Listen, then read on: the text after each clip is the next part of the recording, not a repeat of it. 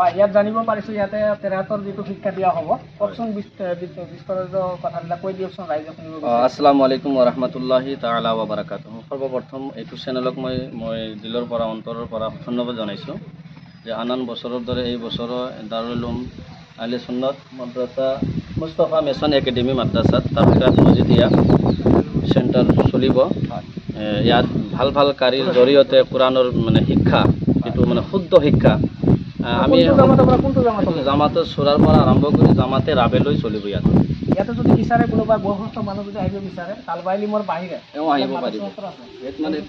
মানে মানে এনেকুৱা এটা শিক্ষা হয় যিটো বয়সস্থ আৰু বয়সস্থৰ লগত কোনো তুলনা নাই, যিকোনো মানুহে শিক্ষাটো ল'ব পাৰিব। আৰু আপোনালোকে জানে বা অসমৰ বহুত মানুহে জানে যে কোৰাণুল কাৰিমটো শিক্ষা কৰি পঢ়াটো প্ৰত্যেক নৰ নাৰীৰ ওপৰত এইটো ফৰজ হয়, কিন্তু বহুত মানুহে আজিকালি এইটো গম পোৱা নাই। ইয়াতে কিমান ছাত্ৰৰ মানে এটা গেদাৰিং হ'ব বুলি আপুনি মেক্সিমাম কমচে কম 150 খোৱা ব্যৱস্থা আৰু লেট্ৰিন বাথৰুম বহুতখিনি কথাই আছে, এইবিলাক কি আয়োজন কৰিছে?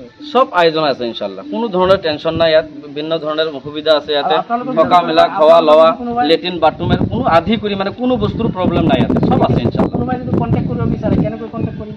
এইটো যোগাযোগ নম্বৰ আছে, স্ক্ৰীনত দিয়া আছে। নম্বৰত যোগাযোগ কৰিলে ইনশাল্লাহ, যদি কোনোবা কয় যে মই যাওঁতে অলপ দেৰি হ'ব, কোনোবা যদি কয় যে মই ফোনৰ জৰিয়তে এডমিশ্যন কৰিব পাৰিব ইনশাল্লাহ। দাৰুল উলুম ফাইজানে মুস্তাফা মিছন একাডেমী মাদ্ৰাছা 2 নম্বৰ মাগুৰমাৰী চকটোলা বাজাৰ। আৰু যোগাযোগ নম্বৰ আছে, ফোন কৰিলে আহিব পাৰিব ইনশাল্লাহ। কোনদিনৰ পৰা আৰম্ভণি হ'ব এইটো? এইটো আৰম্ভ এতিয়া এডমিশ্যন আৰম্ভ হৈ গৈছে। 3 ৰমজানলৈকে এডমিশ্যন চলিব। 3 ৰমজানৰ পিছত কোনোবাই যদি আহে আমি এডমিশ্যন নকৰোঁ। ঠিক আছে। আৰু খোৱা লোৱাৰতো কোনো অসুবিধা নাই? কোনো ধৰণৰ অসুবিধা নাই।